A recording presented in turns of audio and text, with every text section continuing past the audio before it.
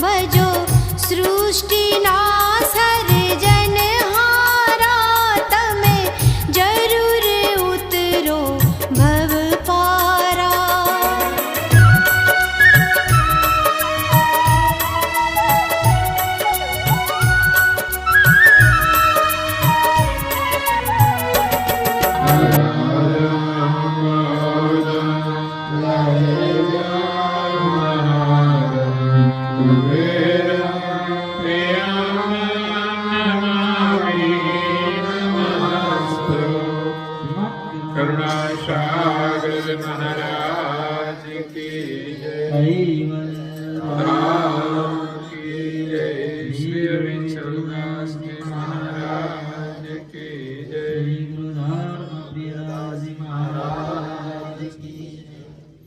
સત કેવલ સાહેબ, સત કેવલ સાહેબ,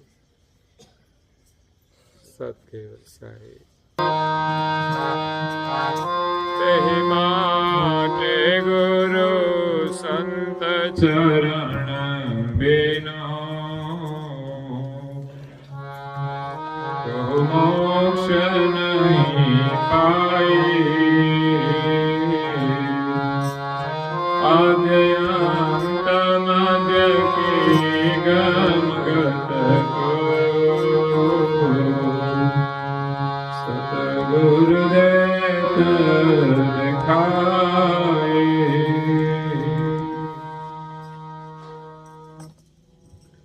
પ્રેમ ભક્તજનો, જ્ઞાન સંપ્રદાયના અધ્યસ્થાપક, અનંત બ્રહ્માંડાધીશ, વિશ્વ નિયંતા, સકર્તા સતકૈવલના પરમ વિશેષ અંશ, અનંત અંશોના તારણહાર, પરમ મોક્ષના દાતા, કૈવલ ધર્મ ધુરંધર, મહાન સમર્થ, પરમ શ્રેષ્ઠ, પરમ વિભૂતિવાન, પરમ દયાળુ, પરમ કૃપા નિધિ, સર્વજ્ઞ દિવ્ય પરમ ગુરુ શ્રીમદ કરુણાસાગર મહારાજ, જગતના જિજ્ઞાસુ અને મુમુક્ષુ અંશોને યથાર્થ જ્ઞાનનો ઉપદેશ આપતા સ્વરચિત સક્રત ચિંતામણી ગ્રંથના 17મા અંગને વિશે વિરહ અને વૈરાગનો ઉપદેશ આપતા કહે છે કે તેહી માટે ગુરુ સંત ચરણ બિનું, કોહુ મોક્ષ નહીં પાઈ.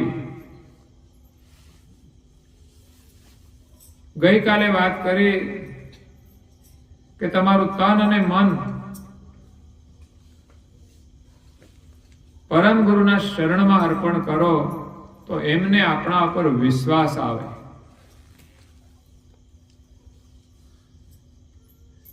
ભગવાનને આપણા ઉપર વિશ્વાસ આવે એવું આપણે જીવન જીવવાનું છે. થોડું પણ માણસ ખોટું બોલે ને એટલે એનો વિશ્વાસ ગુમાવે છે. પછી ઘરમાં હોય, બહાર હોય કે ગમે ત્યાં, ઘણી વાર ભગવાન સાથે લોકો જૂઠું બોલતા હોય છે. ઘર મંદિરમાં આવીને કે હું તારો છું, ઘરે જઈને એમ કે હું ઘરવાળીનો છું.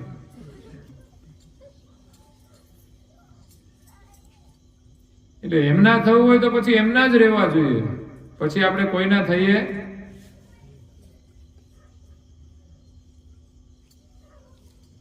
મીરાએ શ્રી કૃષ્ણની સાથે લગ્ન કર્યા, એની લગ્ની લાગી, પછી એમને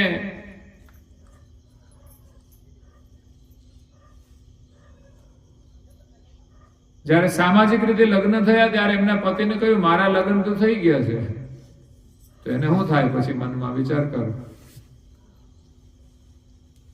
પણ હકીકતમાં તો એમણે પ્રભુની સાથે પ્રીતિ જોડી હતી, એટલે પ્રેમ હવે બીજા કોઈને આપે નહીં. ઠીક છે, શરીરના સંબંધે કોઈ જોડાય તો એને કોઈ વાંધો નથી. સામાજિક રીતે એમણે શરીરનો સંબંધ જોડ્યો, પણ એનું મન તો એમણે શ્રી કૃષ્ણને આપ્યું હતું, એમ અહીંયા આપણું તન અને મન પરમ ગુરુને આપણે એવું અર્પણ કરીએ કે પરમ ગુરુને આપણા ઉપર વિશ્વાસ આવી જાય. એ કસોટી કરે. આપણે નિયમ લઈએ ને મંદિરે જવાનો, જેમ હજરતભાઈએ નિયમ લીધો તો એની કસોટી થઈ કે નહીં? નહીં તો હજરતબાનો પ્રેમ તો સાચો જ હતો. કેવો સાચો? કે દર્શન કર્યા વિના અન્નજળ નહીં લેવાનું. આ બહુ કડક નિયમ કહેવાય. આ સાચો નિયમ કહેવાય. તો એની કસોટી થઈ ગઈ. લોકોએ તો એનો વિરોધ કર્યો, એને ઘરમાં પૂરી દીધા. પછી શું કરવું? અન્નજળ ના લઈએ તો કેટલો સમય જીવી શકાય? આપણે તો એક દિવસ અન્નજળ ના લઈએ તો બીજા દિવસે તો પછી બેભાન થઈ જઈએ. પરંતુ એમનો પ્રેમ સાચો હતો તો બ્રાહ્મણોએ એમને ઓરડામાં પૂરીને તાળું મારી દીધું હતું. તમને કોઈ તાળું મારીને રાખે છે ઘરમાં? તો પછી કેમ આવતા નથી? કે તો આવીએ જ છે ને. કેટલા લોકો આમાંથી રોજ દર્શન કરવા આવે છે મંદિરમાં?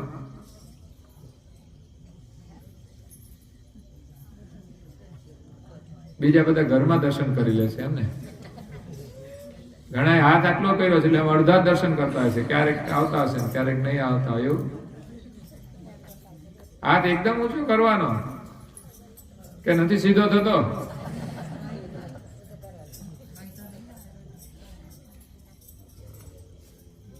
દર્શન કરવા રોજ આવવું જોઈએ. આપણે મહેનત કરીને મંદિર બનાવ્યું છે ને.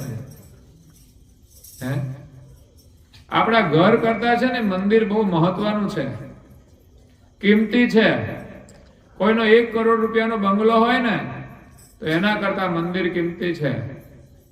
જે શાંતિ એને આ મંદિરમાં મળે, શાંતિની કરોડ રૂપિયાના બંગલામાં ના મળે. યાદ રાખજો. જે દર્શન એને આ મંદિરમાં થાય ને, દર્શન એને કરોડ રૂપિયાના બંગલામાં ના થઈ શકે. કારણ કે એને બંગલો જ દેખાય. બંગલામાં બેઠા તો હોય પણ એને મગજમાં તો બંગલો જ હોય. મારો બંગલો, મારો બંગલો. એટલે દર્શન ના થાય. એટલે મહત્વ છે મંદિરનું. મંદિર નાનું હોય કે મોટું હોય, પણ પરમ ગુરુનું મંદિર છે ને એટલે પરમ ગુરુના દર્શનનું મહત્વ છે. બાકી સોનાના શિખર કરે તો એ કિંમતી છે ને એમાં દર્શન થાય એવું નથી. જ્યાં શ્રદ્ધા અને પ્રેમથી પૂજા થતી હોય અને શ્રદ્ધા અને પ્રેમથી જે દર્શન કરવા જાય ને એને દર્શન થાય. તમારી ભાવના સાચી હોવી જોઈએ. એટલે તો પરમ ગુરુ બધી જગ્યાએ બિરાજમાન થાય છે. ગામડે ગામડે બિરાજમાન છે, ગુરુગાદીમાં પણ છે. ન થાય તો ત્યાંય ના થાય, અને થઈ જાય ને તો નાના ગામડામાં થઈ જાય. કારણ કે અસંખ્ય લોકો આવતા હોય પણ જેની શ્રદ્ધા હોય એને જ દર્શન થાય.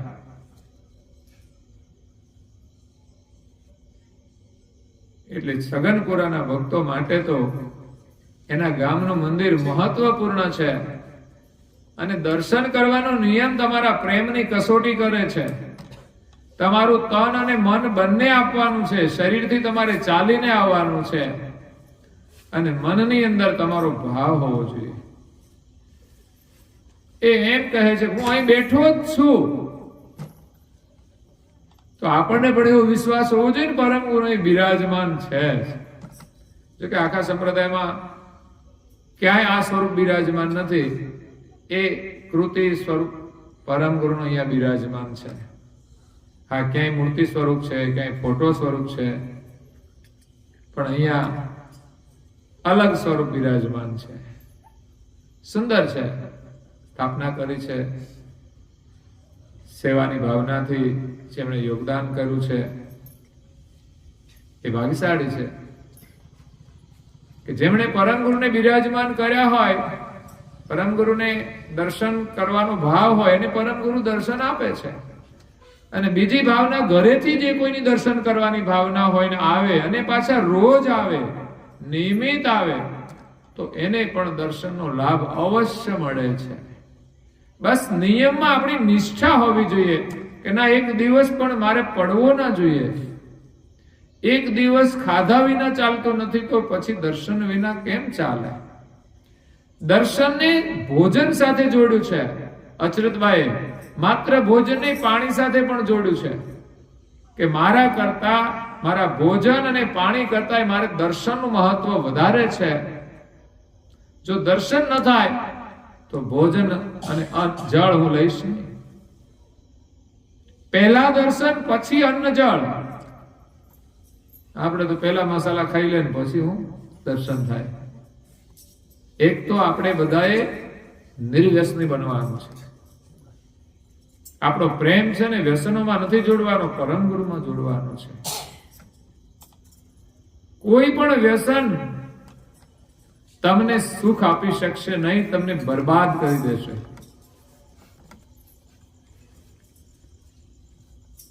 કેન્સર કરીને કેન્સલ કરી દેશે, પણ આપણે એની રાહ નથી જોવાની. એના પહેલા જ આપણે તો એને જ કેન્સલ કરી દઈએ તો પછી આપણને કેન્સર થાય અને આપણને કેન્સલ ના કરી શકે. એટલે આપણું આયુષ્ય ઓછું કરે છે, આપણી સંપત્તિ ઓછી કરે છે, આપણું શરીર નિર્બળ કરે છે. મતલબ આપણો પ્રેમ એમાં જોડાય છે ને, એ મોટું નુકસાન છે. એટલે એમાંથી આપણો પ્રેમ પાછો વાળી અને પરમ ગુરુના શરણમાં જોડવાનો છે. એટલે તન અને મન બંને આપવાના છે, એની કસોટી થાય છે.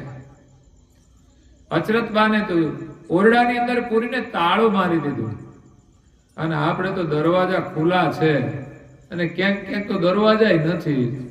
કોણ આપણને રોકે? અહીં મંદિરે ખુલ્લું હોય છે, બાકી તમે જાઓ ને મંદિરોમાં દર્શન કરવા તો કેટલી કેટલી લાઈનો લાગી હોય, તોય લોકો લાઈનમાં ઉભા રહે. એ શ્રદ્ધા છે. તો આપણે તો અહીંયા કોઈ લાઈન નથી, આરામથી દર્શન કરી શકીએ. તો અવશ્ય કરવા જોઈએ. તન અને મન બંને હોવા જોઈએ. પરમ ગુરુ અહીંયા છે, આવ્યા હોય અને આપણે ઘરેથી આવીએ ને દર્શન કરવા, એ ભાવથી દરરોજ આવવાનું.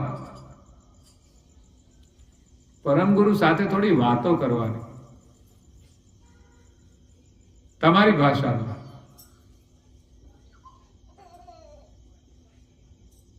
એમના આશીર્વાદથી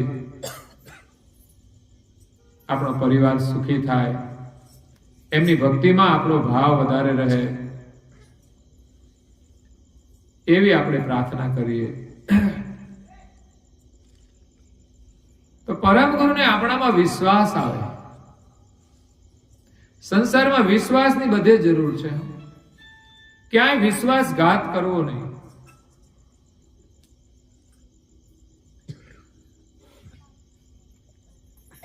અને પરમ ગુરુની કૃપા થઈ જશે ને તો આપણો બેડો પાર થઈ જશે. બસ વિશ્વાસ એવો કે એક દિવસ પરમ ગુરુની કૃપા અવશ્ય થશે. એમને જેટલી કસોટી કરવી હોય એટલી કરી લે, પણ આપણે ડગવાના નથી. તો અવશ્ય એની રીજ થશે, એમની કરુણા થશે, તો આપણો બેડો પાર થઈ જશે. એક વાત નક્કી છે કે ગુરુની કૃપા વિના કોઈનું કલ્યાણ થતું નથી, કોઈને પણ મોક્ષ મળતો નથી. તેહી માટે ગુરુ સંત ચરણ વિનો કહું મોક્ષ નહીં પાઈ. કોઈને પણ મળ્યો નથી અને મળશે પણ નહીં, એટલે ગુરુની આવશ્યકતા છે. અને એ ગુરુ પરંપરા અનુસાર આપણે ગુરુનો ઉપદેશ લઈએ છીએ.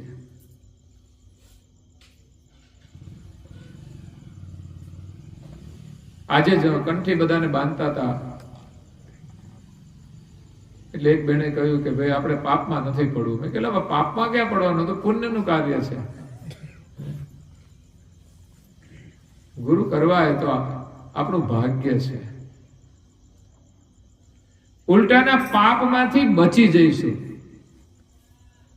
કંઠી ઉપદેશ લીધા પછી શ્રદ્ધા રાખીશું એમ કે આપણાથી પળાય નહીં. તો મને તો એમ થાય કે લગ્ન કરવા હોય તો વિચાર કરવો પડે આપણાથી પળાશે કે કેમ. હે, ઘરવાળા હચવાશે કે નહીં, કારણ કે માથા ભારે છે અત્યારે બધા. જેમ તમે લગ્નમાં સાહસ કરો છો ને, અને દીકરી તો ભાઈ ઉંમર લાયક થાય ને એટલે મા બાપ એની ઈચ્છા હોય કે ના હોય એને પરણાવી દે, અને એના સુખ માટે જ પરણાવે છે. ઘણી વાર સંબંધો નથી થતા તો એ ચિંતા થતી હોય છે. એમ કુંવારા રહી જાય ને તો દુઃખ થાય, એમ ગુરુ વગરના રહી જઈએ ને તો કુંવારાની જેવી સ્થિતિ થઈ જાય. આપણાથી જેટલું પાળી શકાય એટલું પાળવાનું. એવો કોઈ ફોર્સ નથી હોતો કે આટલું પાળવું જ પડે ને આ નહીં પાળો તો તમે પાપમાં પડશો. એટલે ન પાળીએ તો શાને પાપમાં પડીએ? એમ કશું કરતા તો નહોતા, ગુરુ કર્યા છે તો જેટલું થાય એટલું કરવાનું. પણ ગુરુની કૃપા એ છે કે આપણે ન કરવાનું ન કરીએ ને એ મોટો ફાયદો છે.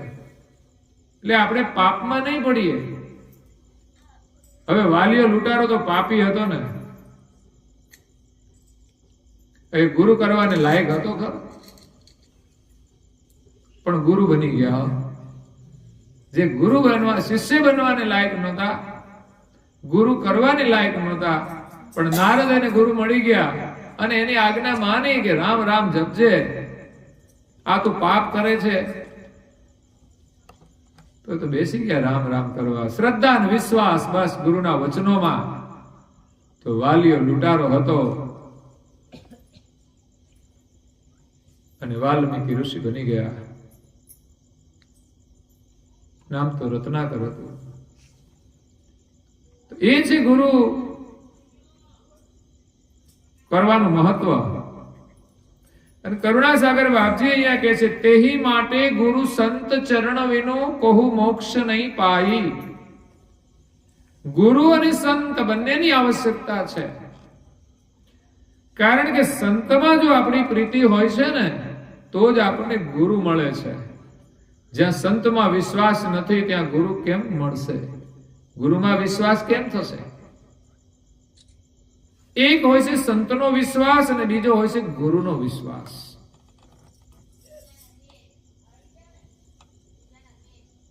સંત પ્રત્યે વિશ્વાસ, એમની સેવા, એમનો સત્સંગ મળે, એમનું સાનિધ્ય મળે. સંત પ્રત્યે આપણને વિશ્વાસ હોય છે.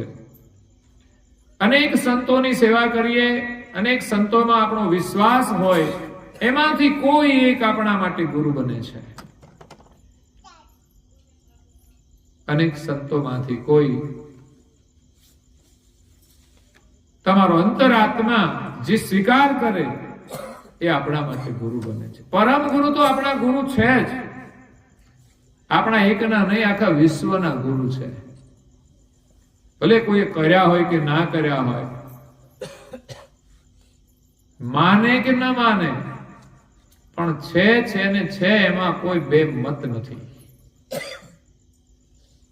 એને કોઈ મિટાવી શકે તેમ નથી. કારણ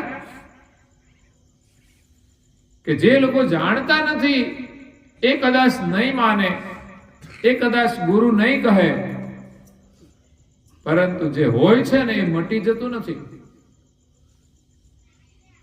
જેમ સૂર્ય ઉગે છે, જેને આંખો ના હોય એમ કે ભાઈ અમે ક્યાં જોયો છે સૂર્ય, કારણ કે અંધ છે તો એ સૂર્યને ન માને. ઘુવડ છે ને એ ન માને સૂર્ય છે, પણ છે એમાં કોઈ બે મત નથી. એમ પરમ ગુરુ એ વિશ્વના ગુરુ છે, એમાં કોઈ બે મત નથી.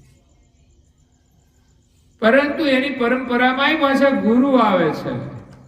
પરમ ગુરુના શરણે જવા માટે ગુરુની આવશ્યકતા છે. ડાયરેક્ટ પરમ ગુરુ સાથે આપણો મેળાપ થઈ શકે એમ નથી.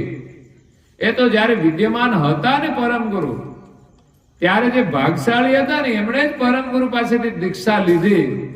ડાયરેક્ટ પરમ ગુરુ મળી ગયા.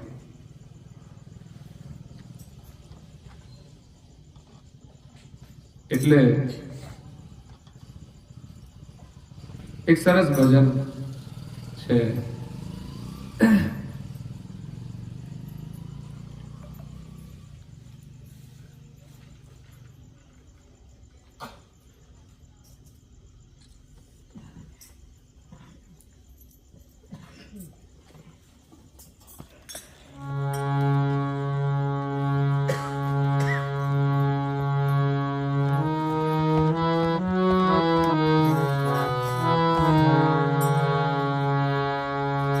લેવું મારે એક સત્ય કૈવલનું નામ, પરમ ગુરુ મળ્યા મારે બીજાનું શું કામ.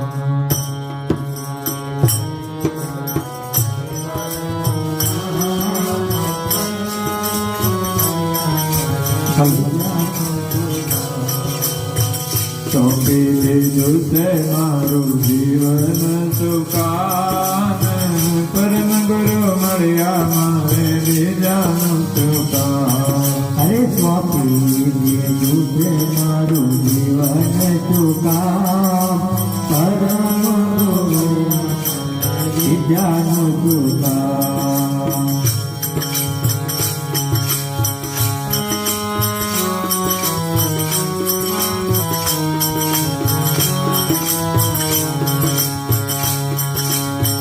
ગુરુ સેવા મારે ગંગા ને રેવા, ગંગા ને રેવા.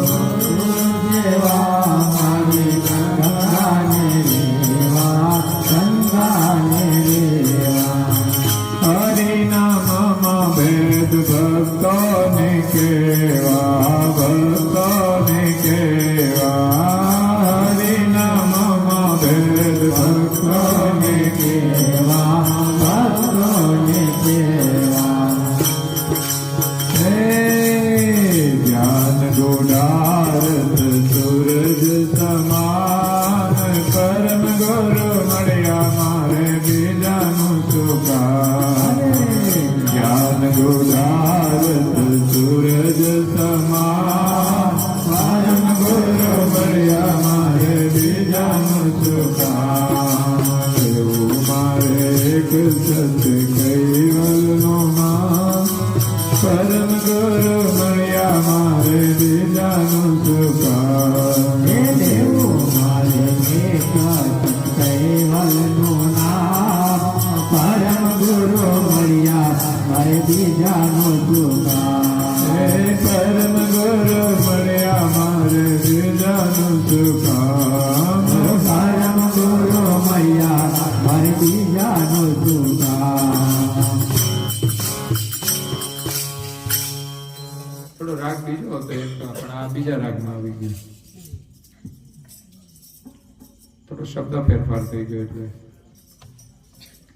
પરમ ગુરુ મળી જાય પછી આપણે જીવનમાં કોઈની જરૂર નહીં પડે એવો આપણને વિશ્વાસ પરમ ગુરુમાં આવી જાય તો સંત છે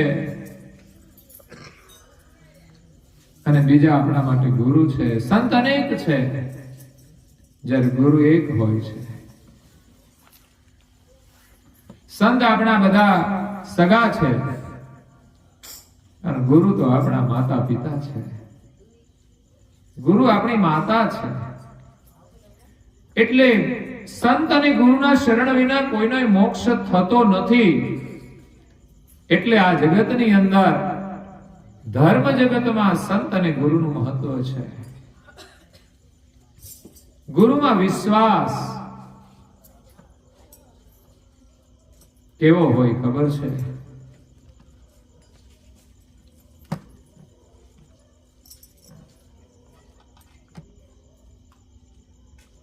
લોકો એમ કહે છે કે સાચા ગુરુ મળે તો આપણું કલ્યાણ થાય, પણ ઘણીવાર સાચા ગુરુ મળી જાય ને તોય લોકોનું કલ્યાણ થતું નથી.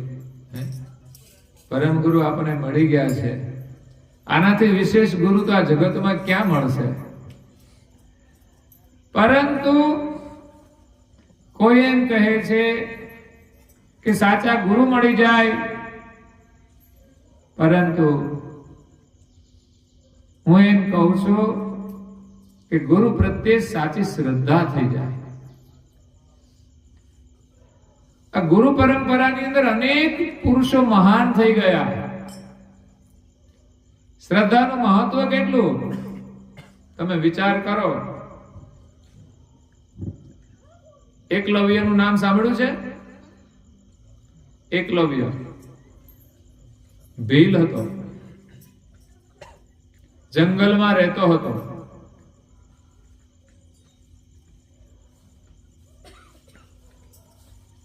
એમને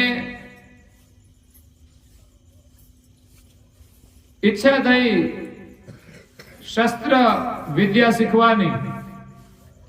એ દ્રોણાચાર્ય પાસે જાય છે, જે પાંડવોના ગુરુ હતા.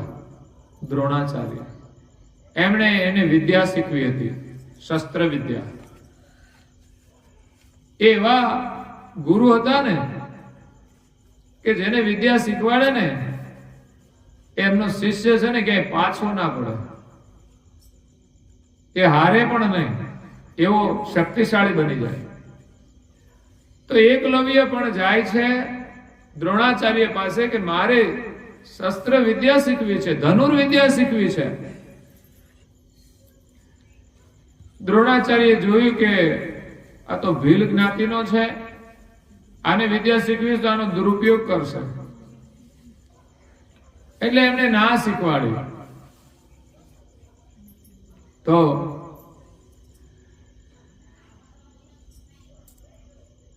એકલવ્ય તો શ્રદ્ધા રાખીને ગયો હતો ને એમણે તો મનથી માન્યા દ્રોણાચાર્યને ગુરુ, કે બસ દ્રોણાચાર્ય મારા ગુરુ છે. એમણે વિદ્યા ના શીખવાડી તો એ પાછો આવે છે, પણ એમની દ્રોણાચાર્યની અંદર શ્રદ્ધા હતી. તો દ્રોણાચાર્યની મૂર્તિ બનાવી માટીની અને સામે રાખી, એમાં વિશ્વાસ રાખીને ધનુર વિદ્યાનો અભ્યાસ કરવા લાગ્યો અને એને ધનુર્વિદ્યા પ્રાપ્ત થઈ ગઈ. આ છે વિશ્વાસનું પરિણામ. લોકો એમ કે મૂર્તિ તો જડ છે, ત્યારે એકલવ્યને કેવી રીતે વિદ્યા પ્રાપ્ત થઈ? મૂર્તિમાં શ્રદ્ધા હોય ને તો એમાં પણ ચેતના છે. બાકી ચૈતન્યની સેવા તો કરી જવો, ખબર પડે. રસ્તામાં કૂતરું દુખી થતું હોય ને તો ઘરમાં લાવીને સેવા કરવી પડે. મહાપુરુષે એવી સેવા કરી છે ચૈતન્ય. એટલે મૂર્તિનું મહત્વ છે, એમાંય ચેતના છે, એમાંય આપણી શ્રદ્ધા હોવી જોઈએ. તો એ શ્રદ્ધાનું પરિણામ એને વિદ્યા પ્રાપ્ત થઈ. એ જ્યારે વિદ્યા અધ્યયન કરતો હતો ત્યારે કૂતરું આવ્યું.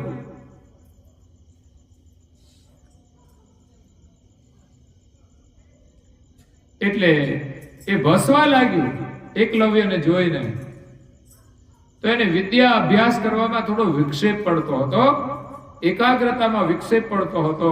તો એમણે એવી રીતે બાણ છોડ્યા ને તો કૂતરાનું મોઢું બંધ કરી દીધું. એને એક પણ તીર વાગ્યું નહીં અને એનું મોઢું બંધ કરી દીધું. આવી શસ્ત્ર વિદ્યા એકલવ્ય શીખ્યા હતા, એ ગુરુની મૂર્તિમાં શ્રદ્ધા રાખીને. આ છે શ્રદ્ધાનું પરિણામ. એટલે ગુરુ મહાન હોવા જોઈએ, પણ ગુરુમાં શ્રદ્ધા એટલી પ્રબળ હોવી જોઈએ.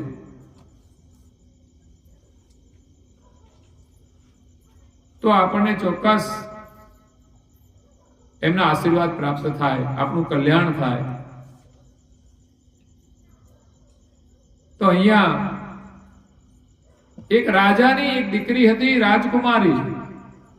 એનું નામ હતું વૈરાગવતી. જેને સંસાર પ્રત્યે વૈરાગ હોય ને એને વૈરાગવતી કહેવાય.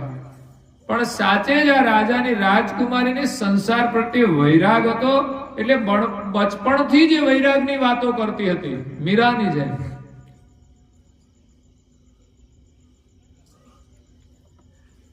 એટલે રાજાએ છે ને આ દીકરીના માટે એને અલગ એનું ભવન બનાવી દીધું.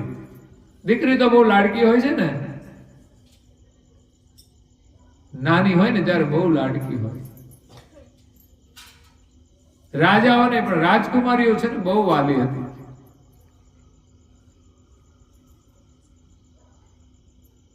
તો રાજકુમારી એકાંતમાં રહે, એને સંસારના કાર્યની અંદર કોઈ વિશેષ રસ નથી, એને ભગવાનમાં મન લાગ્યું છે. એટલે એ કુદરતી દ્રશ્યો જોવામાં એને વધારે મજા આવે. ખરેખર જોવા જેવું તો એ જ હોય છે કે ભગવાને બનાવેલી દુનિયા છે ને એને જોઈએ ને તો ભગવાનના દર્શન થાય. એ વૃક્ષોને જોઈને વાતો કરે પોતાના મનથી કે એક વૃક્ષ એને એક પાંદડું કહે છે કે સુનો વૃક્ષ વનરાય, હવે હું તમારાથી વિખૂટું પડી ગયું છું. પાંદડું, ઝાડમાંથી છૂટું પડેલું પાંદડું એ વૃક્ષને કહે છે કે હું તમારાથી છૂટું પડી ગયું છું અને ક્યાંય દૂર પડીશ. હવે હું તમને ક્યારે મળીશ? વિચાર કરો, પાંદડું ક્યારે મળે? વૃક્ષથી છૂટું પડેલું પાંદડું. ત્યારે તરોવર એમ કહે છે કે હે પત્તા, આ તો માલિકની એક પરંપરા છે, આ તો દરેકના ઘરની રીતિ છે. એક આવે ને એક જાય, નવા પાંદડા આવે ને જૂના ખરી જાય. આમ પાંદડામાંથી ઉપદેશ લેતી, એ વાતો કરતી વૃક્ષો સાથે, એવી આ રાજકુમારી વૈરાગવતી હતી. એક દિવસ રાત્રિનો સમય, આ પહેલો પહોર છે 9 થી 12, પછી બીજો પહોર શરૂ થાય. પહેલે પહોરે સૌ કોઈ જાગે અને બીજે પહોરે જાગે જોગી, ત્રીજે પહોર તસ્કર જાગે, એટલે બીજે પહોરે જાગે ભોગી, ત્રીજે પહોર તસ્કર જાગે ને ચોથે પહોરે જાગે જોગી. તો પહેલો પહોર ગયો, બીજો પહોર ને ત્રીજા પહોરે તસ્કર નીકળ્યા. એક ચોર ચોરી કરવા માટે નીકળ્યો અને રાજકુમારી નું જે નિવાસ હતું ને ત્યાં એ અંદર આવવાનો પ્રયાસ કરે. એટલે એની પાસે કઈ દોરડું હોય કે ગમે તે યુક્તિથી અંદર આવતા હોય છે ચોર. પણ એને મનમાં વિચાર આવ્યો કે રાજકુમારીને ગુરુની જરૂર છે, તો ચોર બનીને જાવ એના કરતા હું સાધુ બનીને જાઉં ને તો મારું કામ થઈ જાય. એટલે એને તો રાવણની જે વિચાર કર્યો,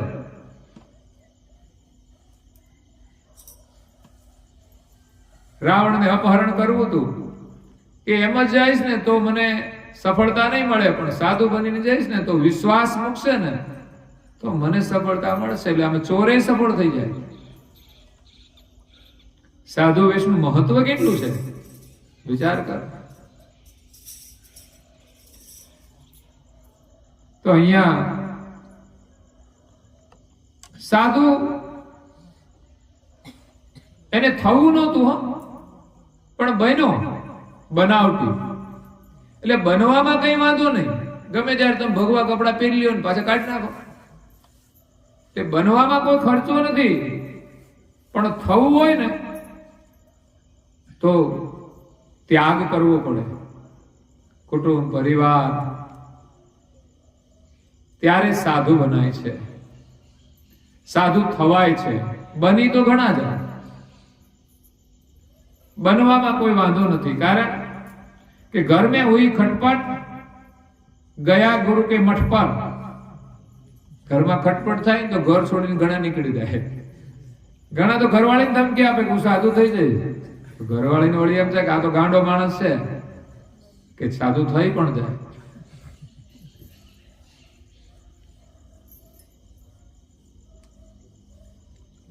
એટલે घर में हुई खटपट, चलो गुरुजी के मठ पर, गुरुजी ने कर दी चोटी, बांध खा बेटा रोटी. चोटी बांधी रोटी खा. તો એ રીતે સાધુ એ તો ગુરુના સાનિધ્યમાં જવાથી બનાય છે, એના સાનિધ્યમાં રહેવાથી ખવાય છે. પણ અહીંયા તો એ સાધુ જાતે બની ગયો.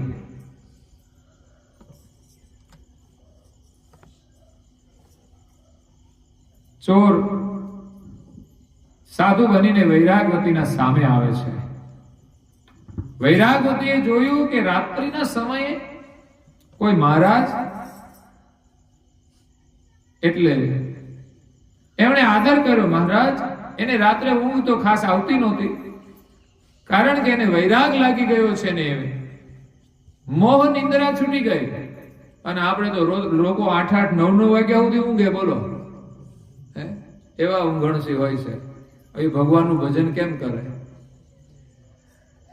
પરમ ગુરુએ આજ્ઞા આપી ને કે વહેલા ઉઠવાનું, કે વહેલો ઉઠશે ને એ જ ભક્તિ કરી શકશે. જે ઉઠી ના કરે એનું કામ જ નથી. પહેલા ધોરણમાં જ નપાસ. બીજા નંબરે તો કે કંઠી બાંધી એટલે કે તિલક કરવાનું. ઘણા તો તિલક જ નહીં કરતા, એ નપાસ.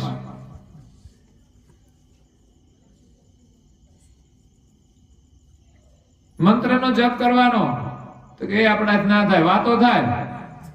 મંત્ર તો કે આવડતો નથી, અને હગાને હાથ પેઢીના નામ આવડતા હોય, બોલો.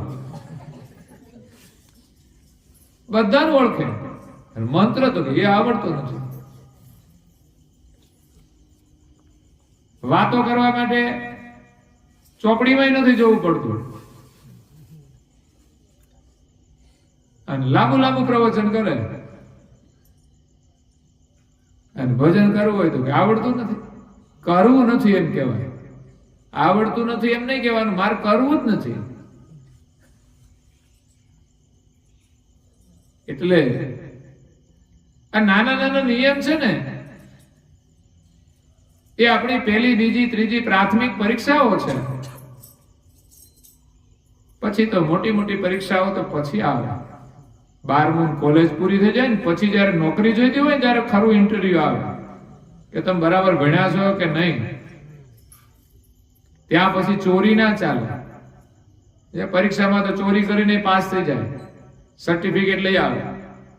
પણ આમાં ચોરી નથી ચાલતી. એટલે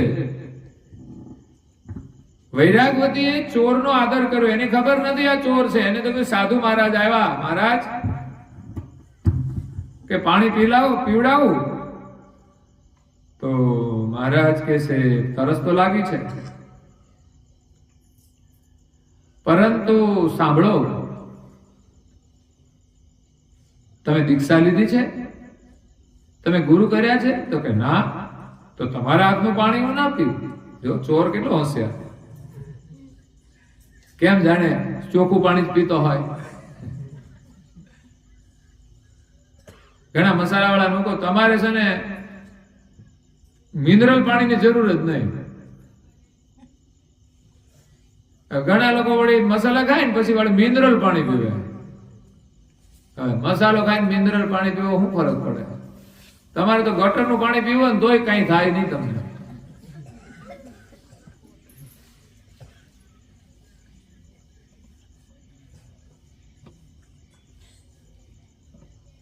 તો અહીંયા કે તમે દીક્ષા લીધી છે? તો કે દીક્ષા નથી લીધી. તો કે હું તમારા હાથનું પાણી નહીં પીવું ને. તો મહારાજ તો હાલતા થઈ ગયા. આ તો બનાવટી બાબા હતા. પણ વૈરાગવતી સાચી ભક્તિ વાળી હતી કે મહારાજ ઉભા રહ્યો કે મારા આંગણેથી કોઈ સાધુ તરસો જાય.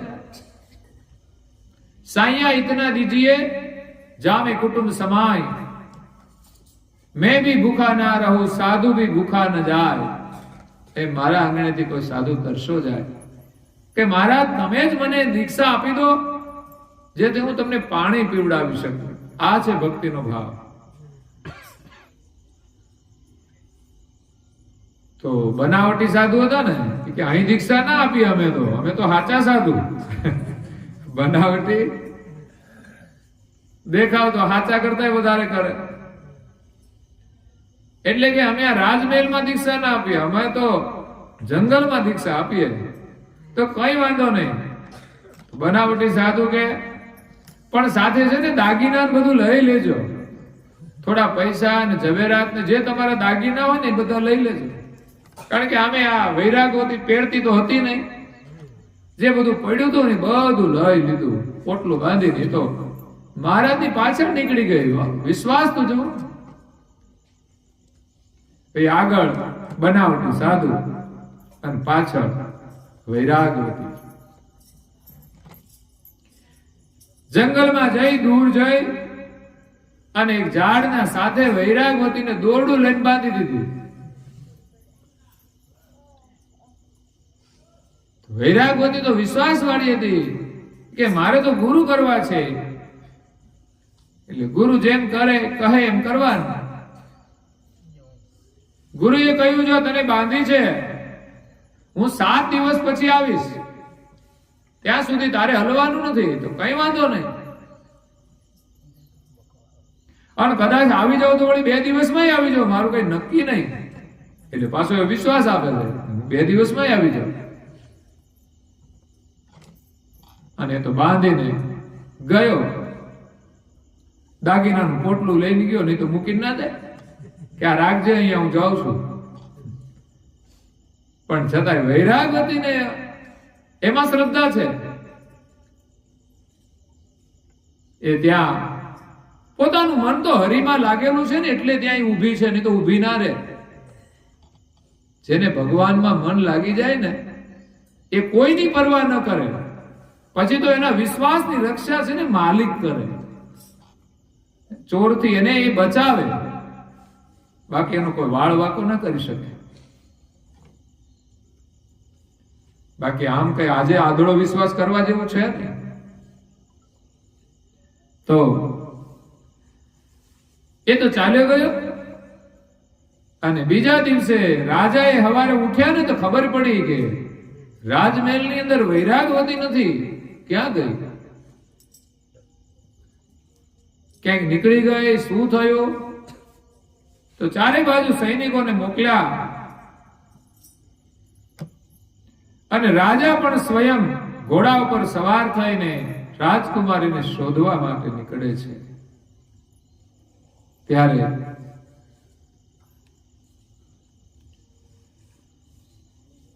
એ વૈરાગવતી ઝાડ સાથે બાંધેલી હતી અને રાજાની નજર પડી. અને રાજાએ કહ્યું, બેટા કે અહીંયા તને કોણે બાંધી છે? તો કે મારા ગુરુએ બાંધી છે. રાજા કે પગલી કે ગુરુ બાંધે નહીં કોઈ દિવસ? કે ના, મારા ગુરુએ બાંધી છે. હું તને છોડાવું? કે ના, મારા ગુરુ કહીને ગયા છે કે હું આવીશ 7 દિવસમાં. એટલે કે છે કે બંધન હું ના છોડાવું. એને પ્રાર્થના કરી કે હું તમને પગે લાગુ, પણ મારા ગુરુનું બાંધેલું બંધન ના છોડતા. કે જોવું તો ખરા વિશ્વાસ ગજબનો છે. ગુરુ એમ કે મસાલા છોડી દો, છૂટે? કસોટી પેલી થઈ જાય. હું તો એમ કહું છું, એ બીજા નંબરે. પેલા એમ કે તિલક કરો બધા, તો એ તો થાય કે ના થાય? થાય એવું છે ને. પણ તોય ઘણા ભૂલી જાય. બોલો, થોડા દિવસ કરે ને પછી ભૂલી જાય. ગૌરવપૂર્વક થવું જોઈએ. મંત્રનો જાપ સવારે ના ટાઈમ મળ્યો હોય તો બપોરે સમય ન મળ્યો તો સાંજે. સવારે ખાવા ના મળ્યું હોય તો બપોરે ખાઈએ કે નહીં? બપોરે ના મળે તો સાંજે, પછી તો રેવાય. તો એ રીતે આપણી પ્રીતિ હોવી જોઈએ. તો અહીંયા વૈરાગવતી એમના પિતાને પ્રણામ કરે છે, પણ એમ કે છે મારા ગુરુનું જે બાંધેલું બંધન છે ને એને હું છોડાવીશ નહીં. રાજાને બહુ સમજાવી પણ એ માની જ નહીં. છેવટે રાજા નિરાશ થઈને ચાલ્યા જાય છે. પણ વૈરાગવતીનું મન તો ખરું.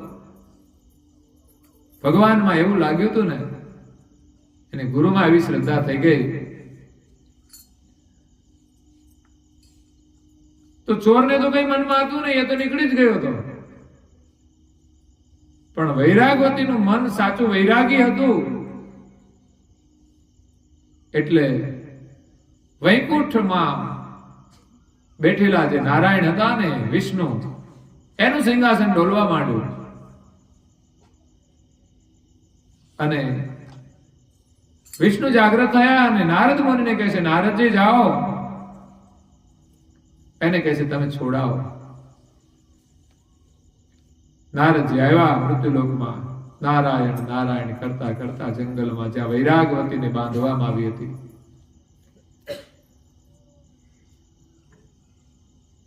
નારાયણ નારાયણ કરતા વૈરાગવતીને કહે છે કે બેટા,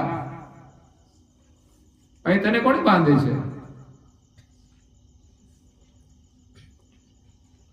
તો વૈરાગવતી નારદ મુનિને પ્રણામ કર્યા અને કહે છે કે આ તો મારા ગુરુનું બાંધેલું બંધન છે. નારદજી કે ગુરુ બાંધે નહીં, ગુરુ તો છોડાવે. પણ વૈરાગવતી કે ના, મારા ગુરુનું બાંધેલું બંધન હું છોડાવીશ નહીં. તો ગુરુ ક્યાં છે? તો બાંધીને ચાલ્યા ગયા છે.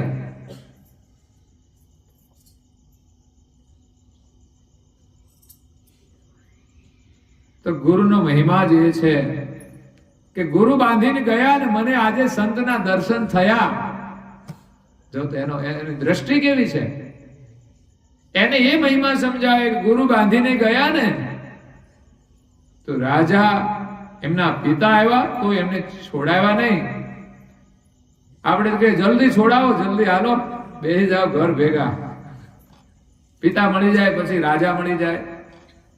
પણ અહીંયા તો એનો વિશ્વાસ એ છે કે ગુરુએ બાંધેલું છે ને એમને કહેલું છે કે હું આવીશ, એટલે કોઈનાથી છોડાવતી નથી. તો રાજાથી ન છોડાયું ત્યારે નારદ મુનિના દર્શન થયા, એટલે એને વિશ્વાસ પાકો થઈ ગયો કે ના, ગુરુનું બાંધેલું બંધન છે તો સાચું કે આજે તમારા દર્શન થયા કે ના, હું બંધન નહીં છોડાવું. એટલે નારદ મુનિ પાછા ગયા વૈકુંઠમાં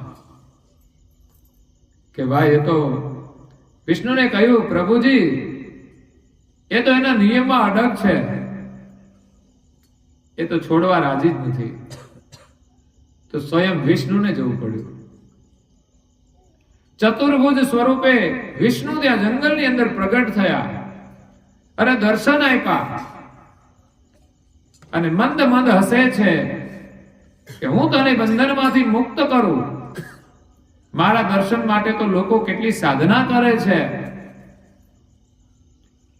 તને બાંધી ગયા એ સારું કર્યું, હવે હું તને મુક્ત કરું છું. પણ વૈરાગવતી કહે છે, પ્રભુ ક્ષમા કરજો, આપને હું પ્રણામ કરું છું. આપના દર્શન થયા, આપને પ્રણામ કરું છું, પણ ગુરુદેવનું બાંધેલું બંધન હું નહીં છોડાવું. એમ કહેવાય છે વિષ્ણુ પણ હારી ગયા એના નિયમ આગળ. નારદજીને કહ્યું વિષ્ણુએ કે જાઓ એમના ગુરુનો પતો લગાવો, ક્યાંક ચોરી કરવાનો પ્રયાસ કરતા હશે.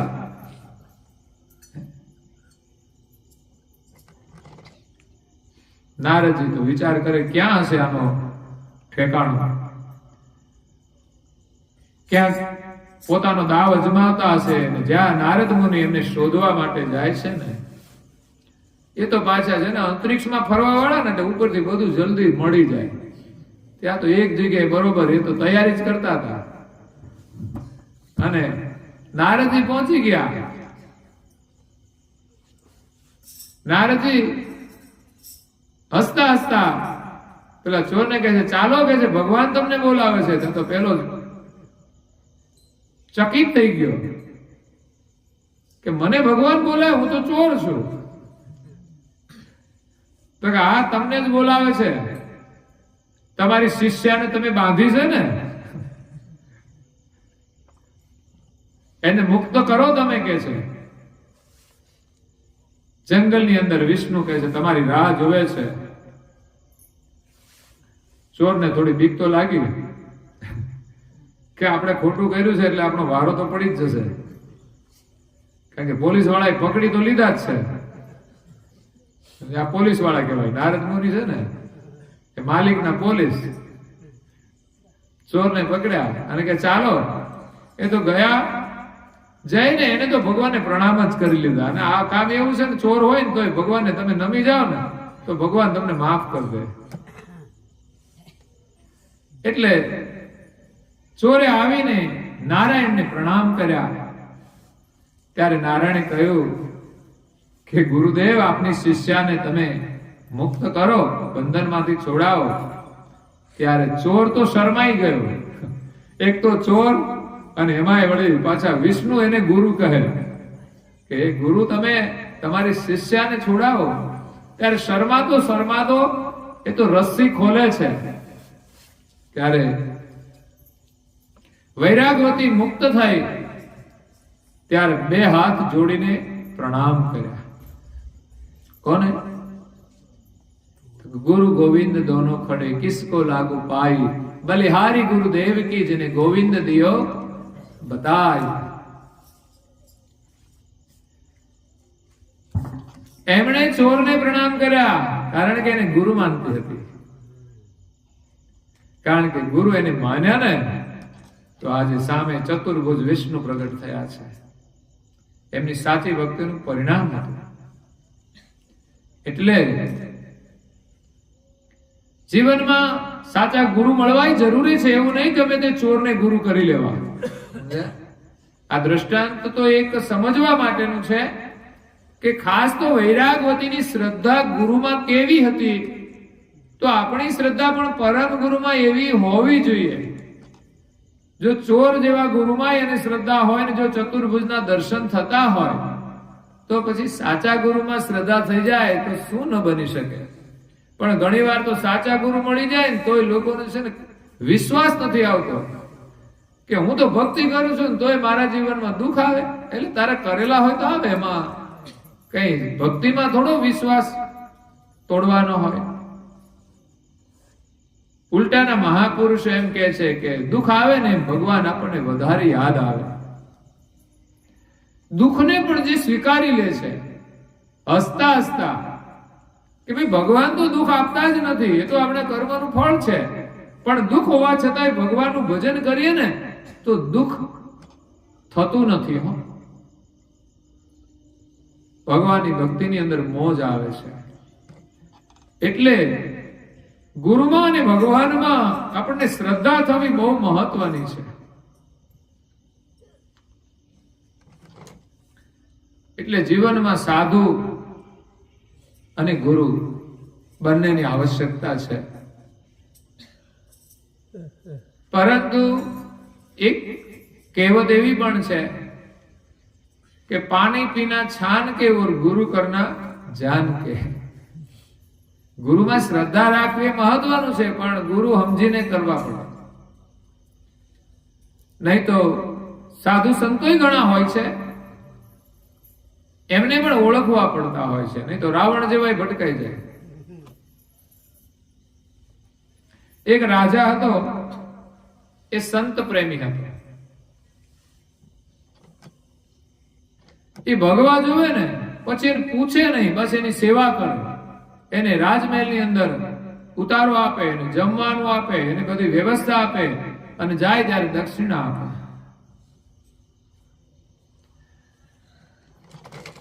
એમાં કોઈએ કહ્યું કે ભાઈ આ તમે સેવા કરો છો સાધુ સંતોની,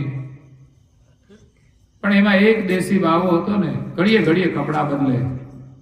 ઘડી કાળા, ઘડી ધોળા, ઘડી ઘરે જાય, ઘડી પાછું કપડા ઘરના પહેરી લે. એવાય સાધુ હોય, બહાર નીકળે ત્યારે સાધુના કપડા પહેરે, ઘરે જઈને પાછા ઘરના કપડા પહેરી લે. ડબલ રોલમાં કામ કરતા હોય. બોલો, આ તો બહુ મોટા સાધુ કહેવાય. ઘરે સંભાળે ને પાછું સાધુ ને વહીવટ કરી લે.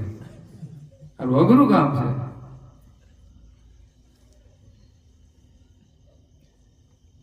એટલે એવાય સાધુ હોય છે, પણ જોવું પડે, સાચા સાધુની ઓળખ કરવી પડે.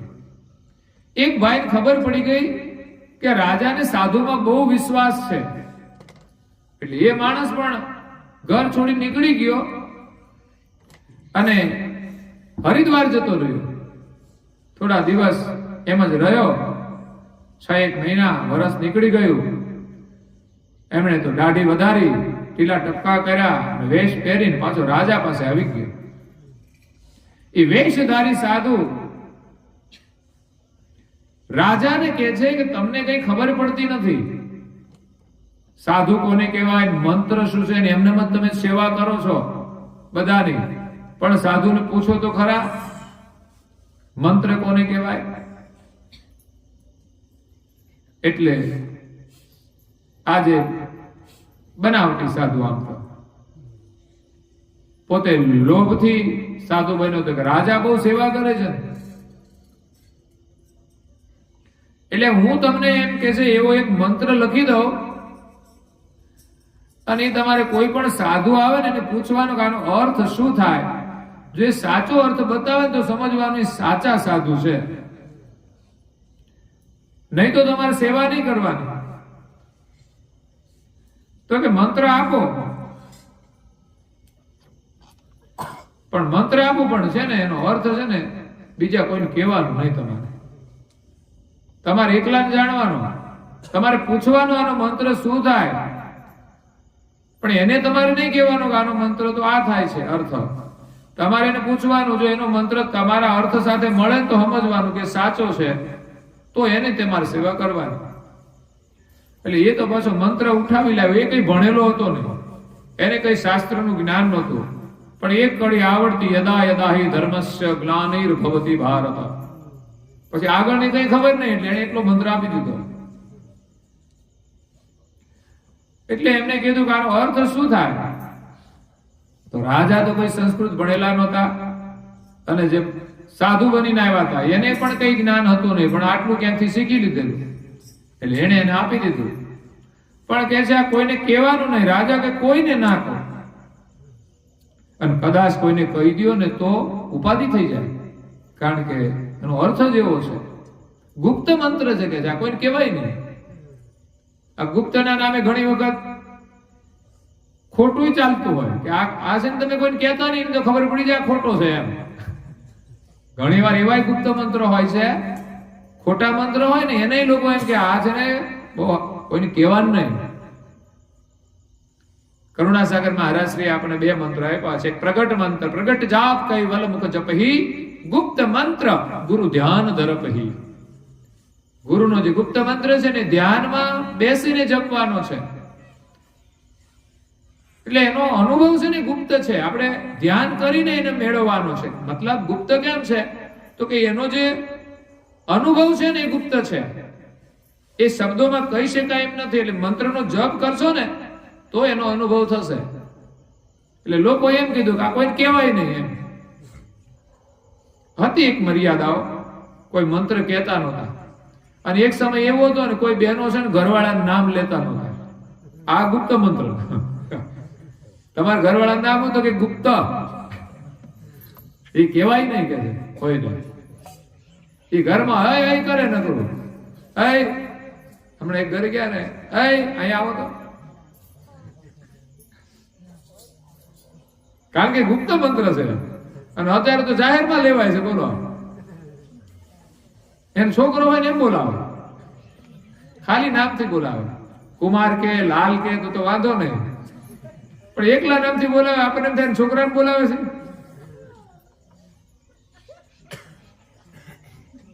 આ નવી ફેશન આવી છે.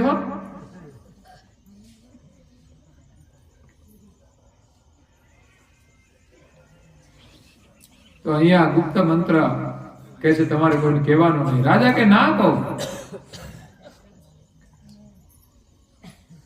તો કે આ યદા યદા હિ ધર્મસ્ય જ્ઞાનિર્ભવતિ વા, યદા યદા હિ ધર્મસ્ય ગ્લાનિર્ભવતિ ભારત. તો કે આનો અર્થ શું થાય છે રાજા, તમને ખબર છે? કે રાજા કે મને ખબર હોય તમને થોડો પૂછું, પણ કોઈને કહેતા નહીં. તો કે ના કહો. પછી તો કે એનો અર્થ થાય છે પકોડા. બોલો, આ ગુપ્ત મંત્ર એનો. હવે આ કોઈને કહેવાય તો એનો ફજે તો થઈ જાય ને. એટલે રાજાને બરાબર પાઠ ભણાવી દીધો કે આનો અર્થ થાય છે પકોડા. પકોડા એટલે ભજીયા. એટલે પેલા સાધુએ રાજાને પકોડા પકડાવી દીધા. અને રાજા તો છે ને, જે સાધુ આવે ને એને કે નમો નારાયણ. રાજાને કે નમો નારાયણ, તો રાજા કહે સેવા કરું, પણ મારા પાસે ગુરુનો મંત્ર છે ને, એનો અર્થ તમે કહો ને તો તમારી સેવા કરું. મહાત્મા મૂંઝાયા વળી કે આના ગુરુએ વળી આને કેવો મંત્ર આપ્યો છે. પણ એને મંત્ર કયો કે યદા યદા હિ ધર્મસ્ય જ્ઞાનિર્ભવતિ ભારત. તો કોઈ ભણેલા સાધુ હોય એનો જવાબ આપે, પણ પકોડા એને મેળ પડે નહીં ને, એટલે રાજા એને જેલમાં જ પૂરી દે. બોલો, એની સેવા ના કરે.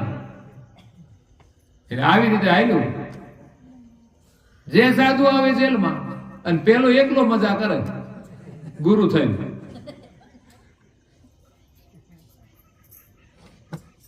એટલે ખોટા આમ લાભ લેતા હોય છે. હાલે ત્યાં સુધી હાલે, ખુલે નહીં ત્યાં સુધી હાલે. એટલે એક વાર તો છે ને, રાજાની રાણી હતી ને, એના એક ગુરુ હતા. એ વરસમાં એક વાર આવતા હતા. એમાં આ રાજાને જે મંત્ર મળ્યો ને, ત્યાર પછી એક દિવસ આવ્યા એટલે આમ દૂરથી આવતા હતા ને, ત્યાં રાણીની નજર પડી કે મારા ગુરુદેવ આવે છે, પણ અહીં આવશે ને તો આને આ જેલ ભેગા જ કરશે. કારણ કે એને ખબર પડી કે આ બધાને જેલમાં પૂરે છે. એટલે એને દાસીને મોકલી કે જા આપણા ગુરુદેવને કહેજે કે તમારો ઉતારો છે ને સામે આ રાજભવનની સામે એક હવા મહેલ છે. કારણ કે ત્યાં ચારે બાજુથી હવા આવે ખુલ્લું. એ હવા મહેલમાં તમારો ઉતારો રાખવામાં આવેલો છે. એટલે દાસી ગઈ, બાપુને પ્રણામ કર્યા, નમો નારાયણ કર્યા, અને બે હાથ જોડીને કહ્યું, બાપુ, રાણીબાઈ આપનો નિવાસ અહીંયા હવા મહેલમાં રાખેલો છે. અત્યાર સુધી ગુરુદેવનો ઉતારો છે ને રાજમહેલમાં હતો. પણ ગુરુદેવ વિચાર કરે કે દર વખતે રાજમહેલમાં હોય ને આ વખતે હવા મહેલમાં કેમ? કારણ કે ફેરફાર થાય ને એટલે થોડો તો મનમાં વિચાર કરે. ઠીક છે. એટલે એમણે દાસીને પૂછ્યું કે રાણી સાહેબ નથી, એટલે કદાચ રાખવામાં આવ્યો હોય. કે રાણી સાહેબ હોય તો બધી રાજમહેલમાં જ વ્યવસ્થા કરે, પણ રાણી સાહેબ નથી. તો કે રાણી સાહેબ તો છે. તો કે આ મહેલમાં કેમ ઉતારો કર્યો છે? તો કે રાજાએ છે ને એવા ગુરુ કર્યા છે ને, એને ગુરુએ મંત્ર આપ્યો છે. એટલે એ મંત્રનો કોઈ અર્થ ના આપે ને તો પછી એને જેલમાં પૂરે છે. એટલે દાસીને પૂછ્યું, કહ્યું કે ભાઈ તું રાણીને કહેજે કે આ બધાને જેલમાં પૂરવાનું કોઈ કારણ તો હશે ને. એટલે દાસીએ કહ્યું કે રાણીબાને પૂછવાની કોશિશ કરીશ. એટલે રાણીબાઈએ જણાવ્યું, રાણીને કહ્યું દાસીએ કે ગુરુ મહારાજે પૂછ્યું છે કે આનું કારણ શું છે, આ કેમ જેલમાં પૂરે છે, એનો મંત્ર શું છે ને એ જાણવાનો છે. આમ તો ખબર હતી કે કંઈક મંત્ર પૂછે છે પણ કોઈને કહેતા નથી. એ મંત્ર શું છે, એનો અર્થ શું થાય એ જાણવાનું છે. એટલે રાણી બાઈ કહ્યું કે કઈ વાંધો નહીં. જેવા રાજા છે ને રાજમહેલમાં બપોરે આવ્યા એટલે રાણી છે ને અવળું ફરી ગયા. આ બહેનોની પાસે યુક્તિ હોય છે. મોઢું બગાડીને બેસી જાય ને એટલે ભાઈઓ પછી મનાવે કે શું તકલીફ છે તમને, પેટમાં દુખે છે, માથું દુખે છે, શું બીમારી છે? પછી એમ કે મારે આ જોઈએ છે, મારે આ લેવું છે.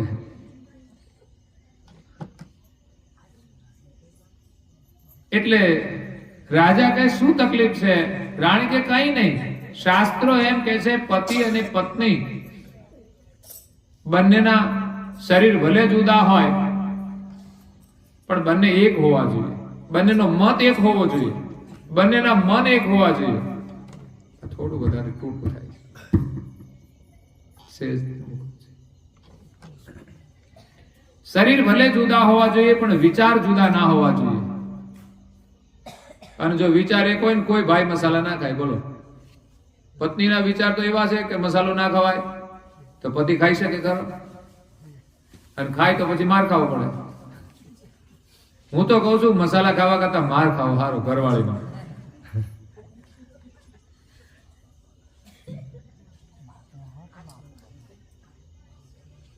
જમનો માર ખાવો ને એના કરતા તો સારો.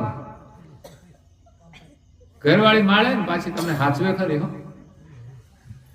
એ તમને ખવડાવે ખરી, પણ બીજા મારશે ને તમને ભૂખ્યા મારી દે. એટલે રાણીએ રાજાને કહ્યું કે રાજા અને રાણીનો મત, પતિ અને પત્નીનો મત, વિચાર એક હોવો જોઈએ. પત્ની એ પતિની અર્ધાંગીની એટલે અડધું અંગ કહેવાય. એટલે બે ભેગા થાય ત્યારે એક અંગ થાય ને. રાજા અને રાણી બંને એક અંગ કહેવાય. એટલે એમાં જો જુદાપણું રાખે ને તો પાપ કહેવાય. એટલે રાણીએ કહ્યું તમે મારાથી કંઈક છૂપું રાખો છો, એટલે જેવું હોય એવું મને તમે કહો, વાત કરો, નહીં તો પછી આપણે બંને પાપમાં પડીશું. તમને કોઈ મહાત્મા કશું સમજાવી ગયા છે? શું સમજાવી ગયા છે? રાજા કે કોઈને ના કહેવાય, ગુપ્ત મંત્ર છે. તો રાણી કે હું તમારી અર્ધાંગીની છું, મને કહેવામાં કશો વાંધો. રાજા કહે પણ તમે કોઈને કહી દો ને તો ઉપાધિ થઈ જાય. રાણી કે કોઈને ના કહો. એટલે તમે ના પાડો ને પછી પાછા કહી દો તો ના કહું કે છે. એ ગમે તેમ કરીને રાજાને સમજાવ્યા, એને વિશ્વાસમાં લીધા. અને રાજા કહે કે પણ મને શંકા છે કે તમે કોઈને કહી દો તો કે તમને હું વચન આપું છું પછી કોઈને ના કહો.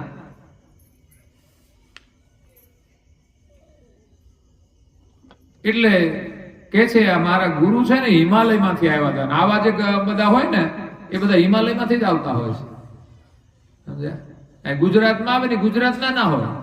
અમે તો કે આવીએ છીએ હિમાલયમાંથી. એટલે એમ લાગે કે આ તો હિમાલયના સાધુ, સાચા સાધુ હોય ને. તો એમણે એક મને મંત્ર આપ્યો છે અને ગુપ્ત મંત્ર છે, એના અર્થની કોઈને ખબર ના પડે. એ જાણે ને હું જાણું. તો કે શું મંત્ર આપ્યો છે? તો કે યદા યદા હિ ધર્મસ્ય ગ્લાનિર્ભવતિ ભારત. પણ એનો અર્થ શું થાય? તો કે એનો અર્થ થાય છે પકોડા. આજે પહેલી વાર એમણે રાણીને વાત કરી, હો, અને હવે સર્ક્યુલેશન થયું બહાર. હવે એનો ઈલાજ થશે. બીજા કોઈ સાધુને એના અર્થની ખબર નથી, એટલે પછી એને જેલમાં પૂરી દઉં છું. પણ તમે કોઈને કહેતા નહીં તો પાછી ઉપાધિ થશે, અને થાય જ. એ તો સીધી વાત છે. અને બહેનોને તમે કહો ને અમુક ખાનગી વાત, એ કહી જ દે ગમે એને કોઈને ઉપર દયા આવી જાય. આ તો મારો ભાઈ છે કે એમ કરીને એને કહી દે. એટલે ભાઈ તો પાછા જીજાજીને સીધા કરે. ગમે તે રીતે એનો ઈલાજ તો થાય. એટલે ગુરુદેવને રાણીએ છે ને ભોજન માટે થાળ મોકલાયો અને એક પત્રમાં લખી જણાવ્યું કે અમારા જે સ્વામી છે રાજા, એમને એના ગુરુએ આવું શીખવાડ્યું છે, યદા યદા હિ ધર્મસ્ય જ્ઞાનિર્ભવતિ ભારત. અને એનો અર્થ થાય છે પકોડા. એટલે ગુરુદેવ તો વાંચીને હસવા લાગ્યા કે આ રાજા ક્યાં આ જંજાળની અંદર ફસાઈ ગયો. કાગળ તો રાજાએ છે ને જોડીમાં મૂકી દીધો, મહાત્માએ જોડીમાં મૂકી દીધો. અને બીજા દિવસે રાજાની સભામાં ગયા. રાજા રોજ સભા ભરીને બેસે. સભામાં ગયા એટલે સાધુ આવ્યા. એટલે રાજાનો તો નિયમ હતો કે એને મંત્ર પૂછવાનો, નહીં તો પછી જેલમાં. ત્યાં રાજા બેઠા છે, બીજી બાજુ રાણીબાઈ પણ હાજર હતા. રાણીબાઈ એનો ખેલ જુએ છે કે ગુરુદેવ આવ્યા છે ને ખબર પડી છે, એટલે હવે વાંધો નહીં. નહીં તો ગુરુદેવે ફસાઈ જાય જાળમાં.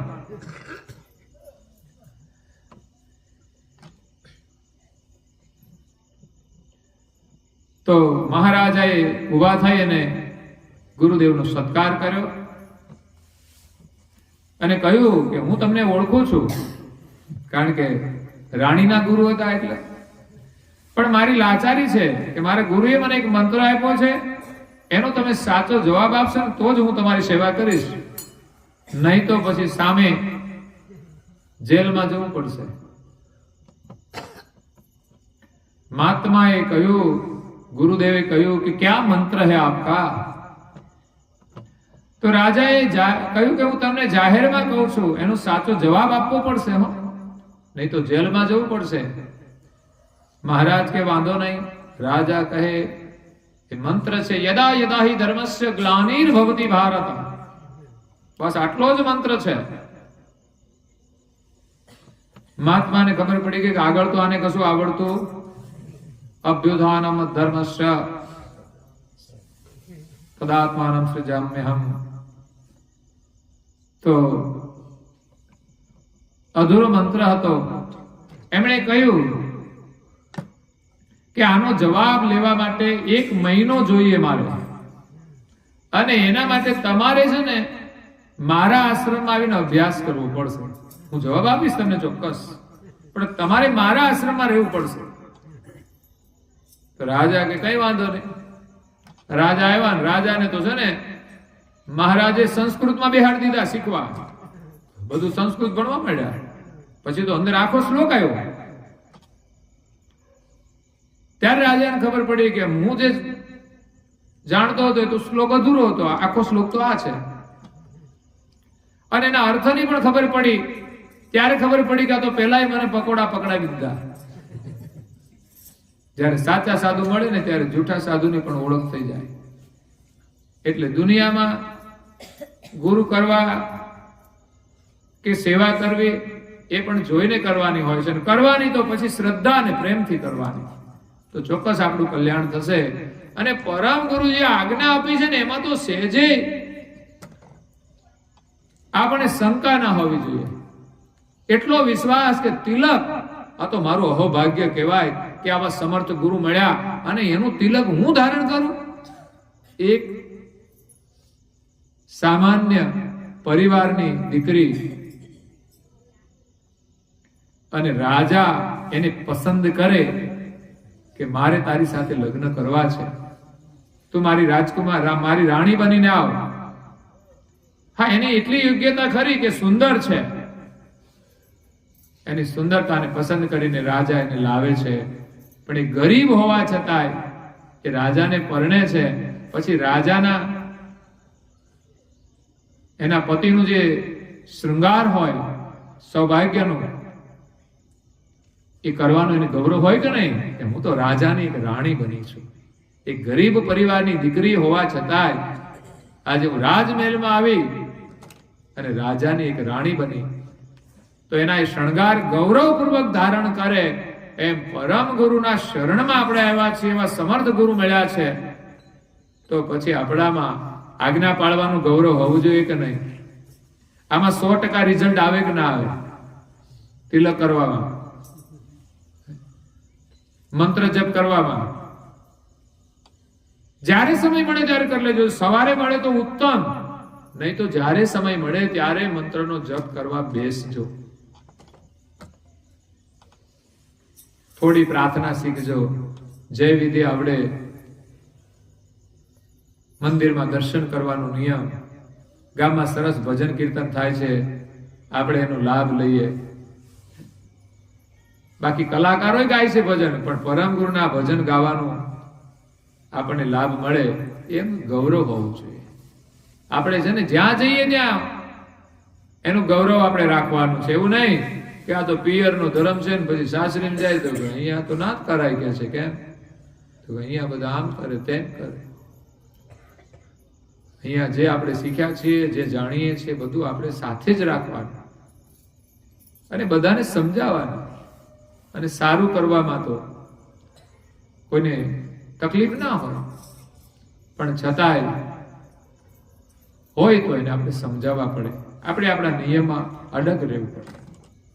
એટલે અહીંયા દિવ્ય પરમ ગુરુ આપણને કહે છે, તેહી માટે સંત ગુરુ સંત શરણ બિન કહું મોક્ષ નહીં પાય. ગુરુ અને સંતના શરણ સિવાય કોઈનો મોક્ષ થતો નથી. કારણ કે આદ્ય અંત મધ્ય કી ગમ ગતકુ સદગુરુ દેત દેખાય. સદગુરુનો આ મહિમા છે કે જગતની આદ્ય મધ્ય અને અંત એની જે ગમ છે, એનું જ્ઞાન, એની ગતિ એક સદગુરુ જ આપણને બતાવી આપે છે. એ સિવાય કોઈ આપી શકતું નથી. અને એ આપી શકે ને એ જ સદગુરુ છે. તો આપણને તો પરમ ગુરુ મળી યાર, એટલે આપણા માટે ગૌરવ છે. વિશેષ આપણે થોડા ભજનો સાંભળવા હોય તો સાંભળીશું, નહીં તો પછી થોડી વાર બેસીશું. અને અહીંયા આપણો સમય થાય છે તો કથાને આપણે વિરામ આપીએ છીએ. અસ્તુ સત્કૈવલ સાહેબ. જય બોલવાની છે. હા, આખી. હા,